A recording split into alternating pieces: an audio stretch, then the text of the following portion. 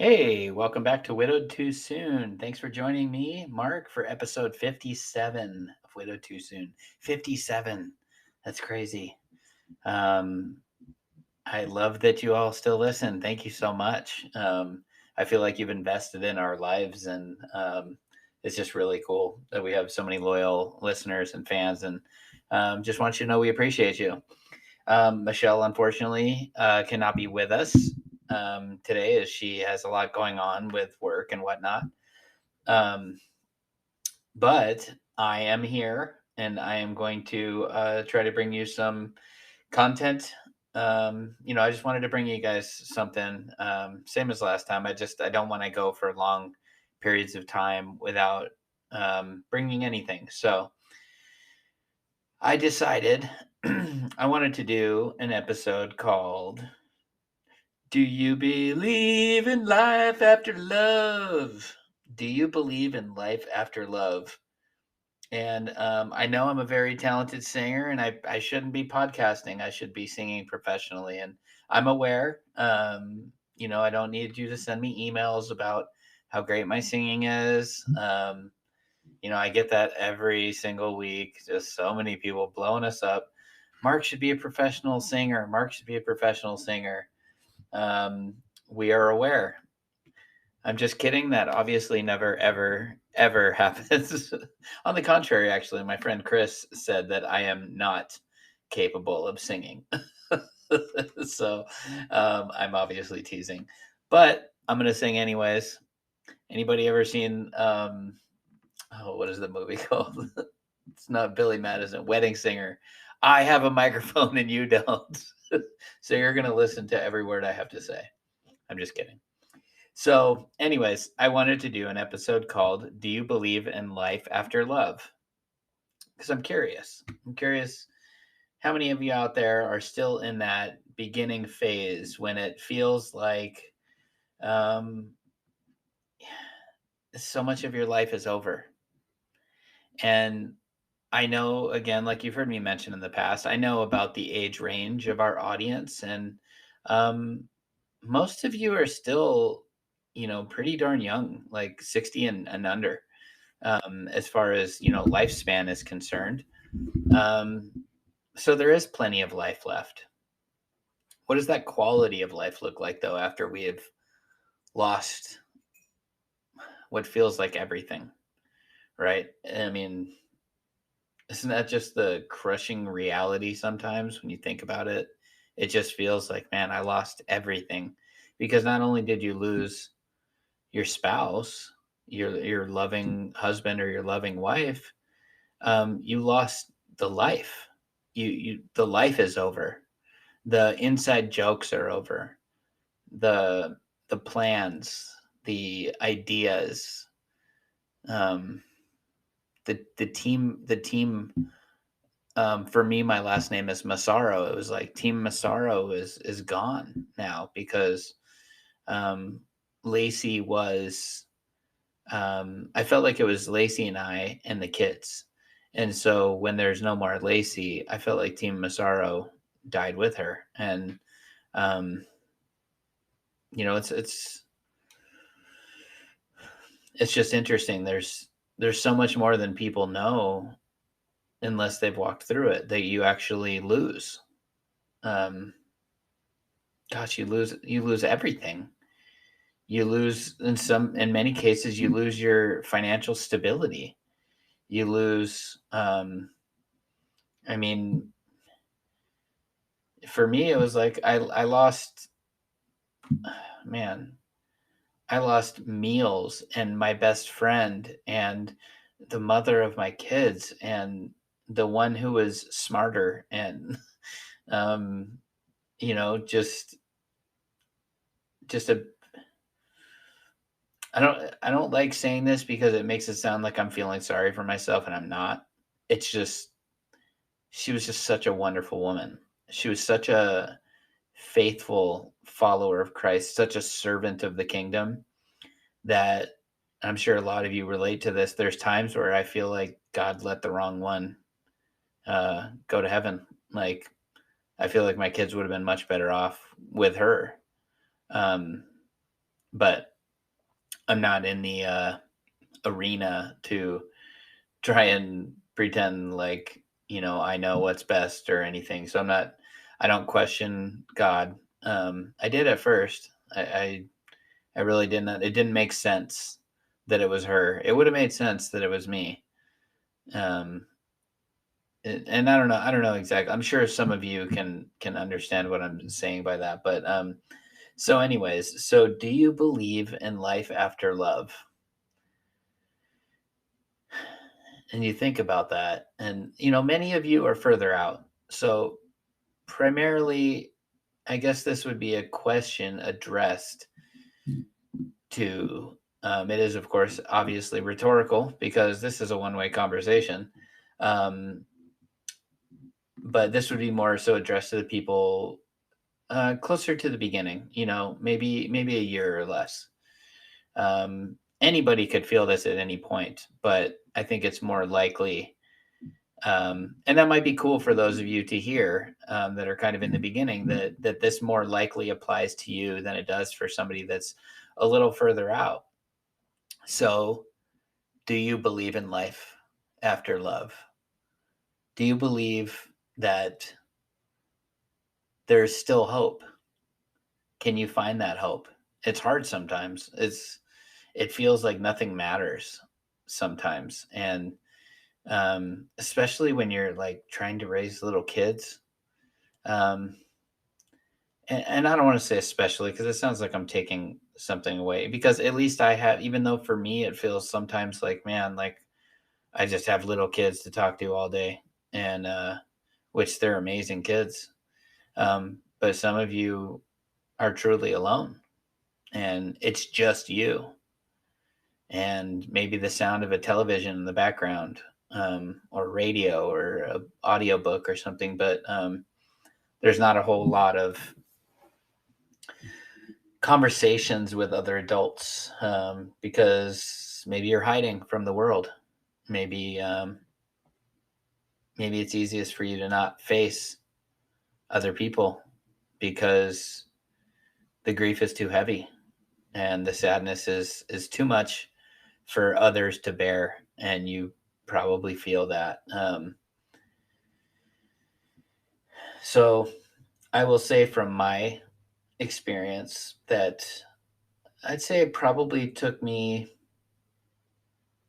maybe 6 months to start feeling like there was potential for life again. I know the idea of dating somebody again was like, I knew very, very, very early on that I didn't want to be alone. But that almost made the grief worse because I knew that nobody would be good enough. It didn't matter. It didn't matter how kind she was, how sweet she was, how pretty she was, like whatever. None of that mattered because nobody was gonna hold a candle to Lacey. And and there's still very, very much of me a part that understands exactly what I meant by that. But also my heart was um completely broken, and I was also going through some very lonely, dark, scary times, and especially lonely because I wasn't telling anybody what was going on. I didn't want to share with anybody at all. Um, I mean, I'd share bits and pieces with people, but it was pretty rare for me to like actually lay out what I was feeling in my heart. Because sometimes you feel like the feelings are so intense that um, that people would almost tell you you're not supposed to feel that way. Like that's too dark. Like you can't feel that way. And especially like other Christians, it might be like, well, you're not putting enough faith in God. I've had some people tell me some weird stuff um, that they mean well, but like it was almost like your grief was um, like it felt to some people like maybe you didn't have enough faith, and that's why you were having grief. And that's nobody said that directly, but just kind of the the shutdown you can receive sometimes as you share your grief with somebody. Um, I I had somebody, and I think I've mentioned this in this podcast before, but I had somebody tell me that uh, I could send them a Marco Polo. If you're unfamiliar, what that is basically like video text messaging. That I could send them a Marco Polo whenever I needed to, if I ever needed somebody to talk to. And I sent him one, and it was like 5 days before he replied and said, "I finally finished listening to your super long Marco Polo." Like that was just kind of hard to get through. It was really long. It was long, it was like 40 minutes, but I thought I mean, I had just lost my wife. I needed to talk to somebody, and it felt like I was talking to somebody. So, um, but that single event made me not want to talk to anybody ever again about my grief. And um, I would slip sometimes, is how I looked at it. I would slip sometimes and start talking about it to people. But for the most part, I kept it to myself. I'd tell people, there's certain people I'd talk to about bits and pieces, but I never really told anybody the level of the loneliness and the pain that I felt. Um, it just it was really hard for me. It was hard for me to ask for help. It was hard for me to ask for anything because I had this feeling of I was confused. I was really confused, and it was such a dark time that I just really felt like, who cares? Like, nobody cares. Nobody wants to hear this. Like, everybody's going about their business, and um, they're just having regular dinners tonight, family dinners. Like, while I'm sitting here at home, still alone. I still lost my wife. I still don't have anybody. And so after a long time of that, you start to challenge your own thoughts. Um, for me, for example, I started challenging the idea of nobody being good enough, nobody being worthy, and there is no comparison. I don't compare my current girlfriend to Lacey in any way, shape, or form, um, because it's just there's no point in doing that, and they're different people, and it's a different relationship, and so I separate them, and I am still allowed to love Lacey, and still allowed to love the one and only Miss Mysterious, who I will reveal her identity at some point. But I am able to um, love both of them, and it's okay because I needed to accept that. And again, this is going back to like 6 months when I started challenging the idea that nobody would ever be good enough.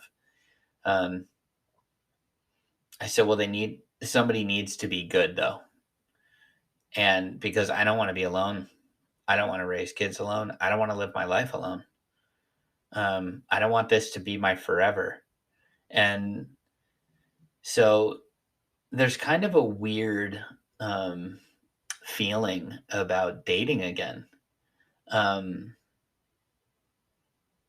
that I will share with you. And for those of you who have not made it that far yet, and some of you probably thinking that you never will, you might, you might not, but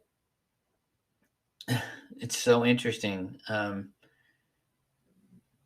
You can't help but feel guilt associated with it, and you have to turn it off because what do you have to feel guilty about? Whose business is it, anyways? And the way I view it, as far as like guilt, and so it's weird. It's not necessarily guilt for me anymore. I don't have guilt about it, but it never doesn't feel like it wasn't meant to be. That wasn't the way it was supposed to be.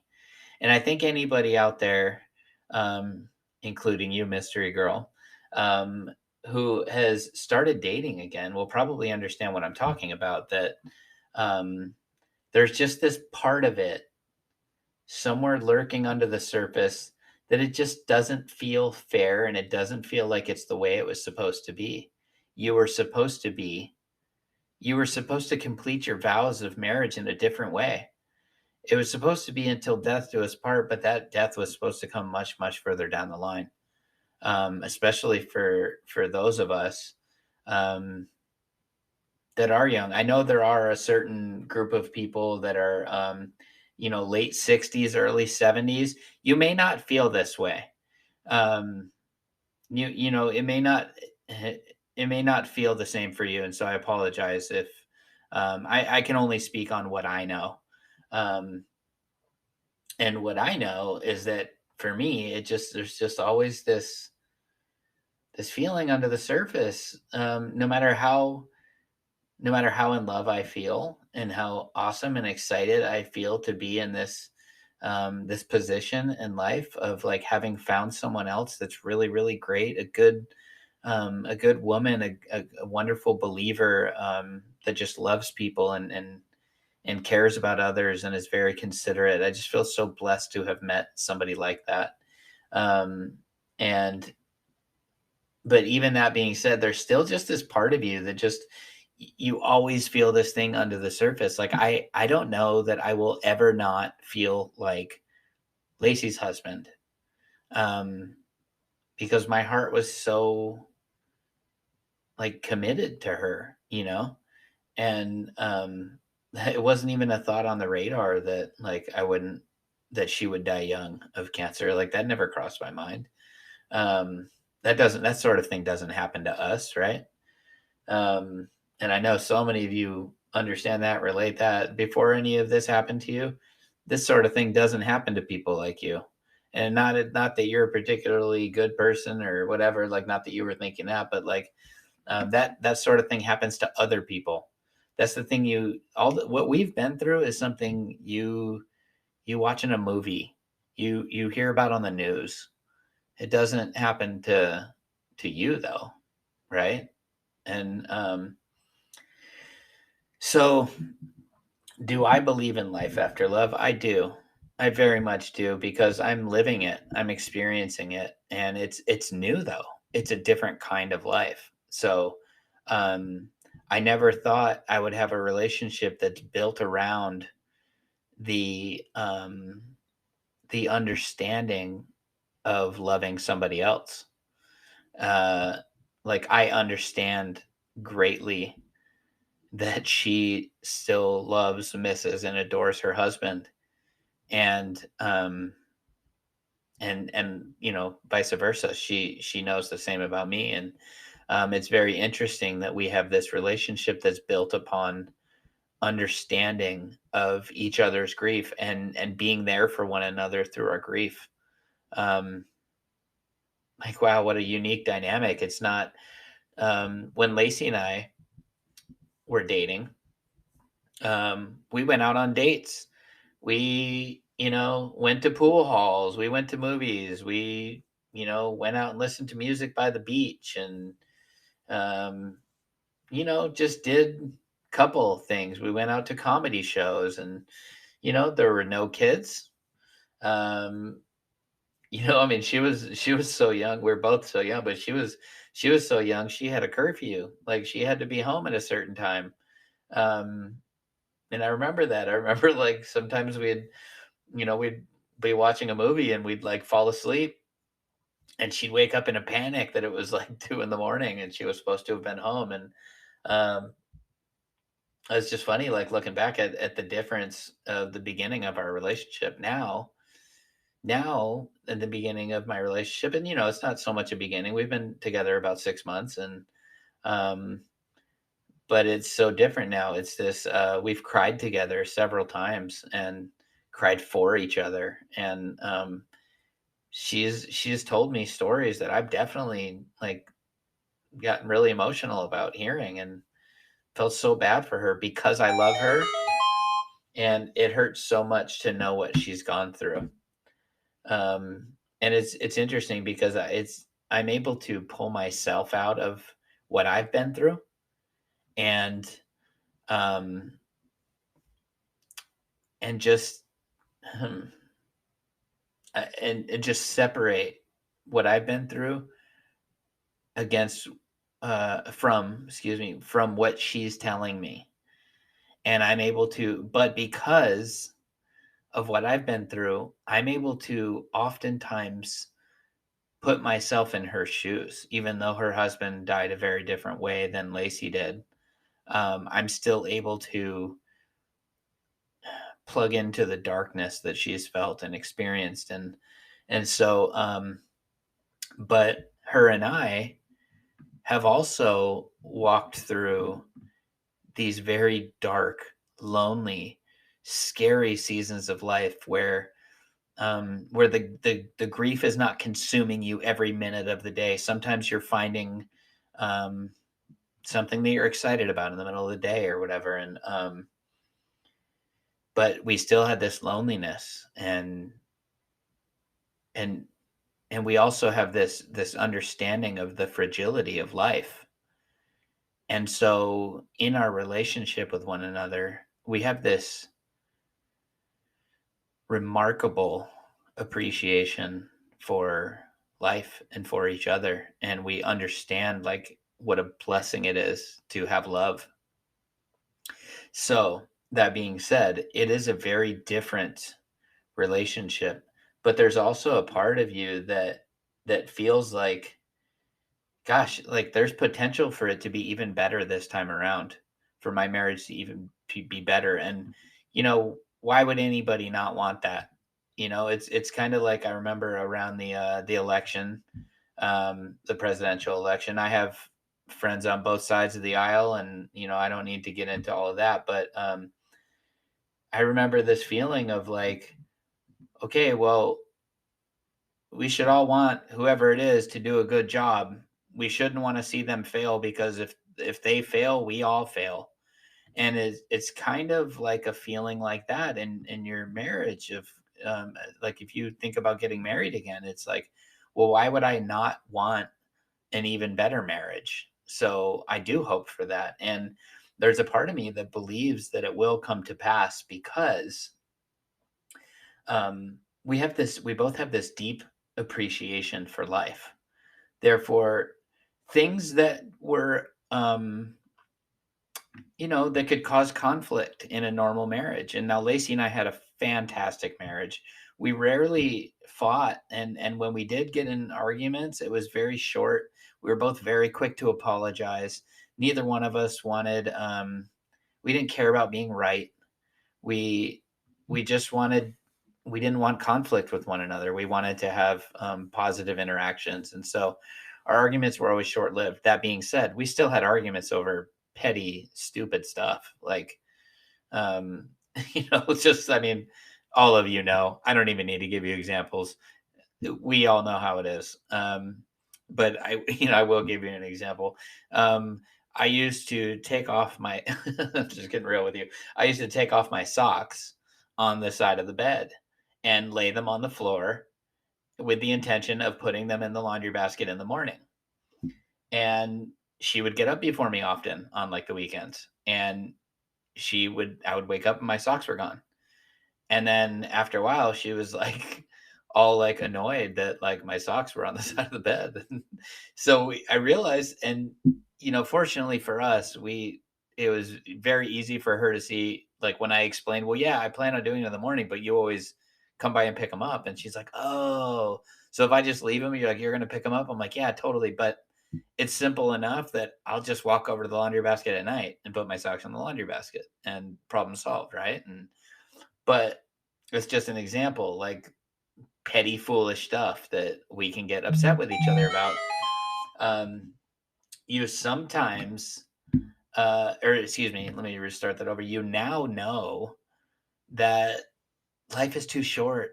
Life is too short to get worked up about stupid stuff. And I walk around my whole life now with that attitude. So I will carry that into a new marriage. I will carry this newfound mentality that, like, the books of Don't Sweat the Small Stuff, right? Like, well, instead of just reading it, like I actually like believe it now. Um, and I mean, I bought into it before, but it was hard to like put practice to it. But now there's this feeling of like, oh, that's fine, that's not a big deal. And I have this feeling of like I could find out because I've experienced it. I could find out somebody I love has cancer tomorrow. Um, that's a very real. That's a strong reality that I understand well because that's exactly how it was with Lacey. Everything was great in our world. Um, and then, gosh, it was a little more than 3.5 years ago. It was, this February will be 4 years that she started having um, pain, and that led to the diagnosis of aggressive stage 4 cancer with 3 months left to live. And it came out of nowhere. Because literally we didn't, yeah, she had pain, she had stuff going on. We knew something was going on, but when we found out it was cancer, we also found out she had 3 months to live. And it was, it's hard to explain what it feels like if you've never experienced that to try and take it, um, that news, and to react to that news while your kids are running in asking what's for dinner. Um, Mommy, I'm hungry. Daddy, I want to play in the backyard. And it's so hard to like explain like how hard it is to pretend like everything's okay. And I lived a long season of life of pretending like everything was okay because I needed Lacey to stay positive. I couldn't share my what I was feeling with her.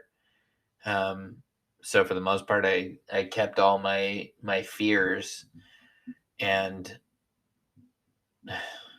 and I kept it all from my kids too. And because they don't, we told them for the longest time, Mommy just has back pain, and because we didn't really know what to do because nobody trains you for that. Um, so, anyways, that all being said, that when you choose to find a new life, and it doesn't make it easy, it doesn't mean that you forget. Like there's so many people that think that because I've found love again that I've forgotten about Lacey, or that like, you know, that I don't still think about her on our anniversaries or her birthday or whatever. And so that's part of it. That's part of it that you have to accept is that when you move forward, people are going to perceive it as you've moved on. And nobody's done anything to me or anything like that, but it's just a feeling that I can feel. Um, and there's just certain behavioral changes from people and things, where you can just feel that like things are different. Like everybody thinks that um, everything's all good now because I've found somebody else. But anyways, that all being said, do I believe in life after love? Absolutely, absolutely. And unfortunately, I only have one more minute of recording time left, so I have to wrap this up. But I want to revisit this topic with Michelle and get her take on this and then really dive into it more because there's a lot of positive. This is a large topic, and but I really feel like it can carry a long way, and I'd love to hear Michelle's thoughts on this, and I'm sure all of you would also. um she's great at this podcast, and it's just not the same without her. So anyways, looking forward to talking to her about this. Let me pray for us. Heavenly Father, I thank you so much for the opportunity to speak to people. And just I pray, Lord, for those in the beginning of this, that you would bless them with inner peace, um, and just fill their hearts with the joy of their salvation. And I pray that they would find life after love. In Jesus' name I pray. Amen. Thank you so much for joining us. We'll see you next time.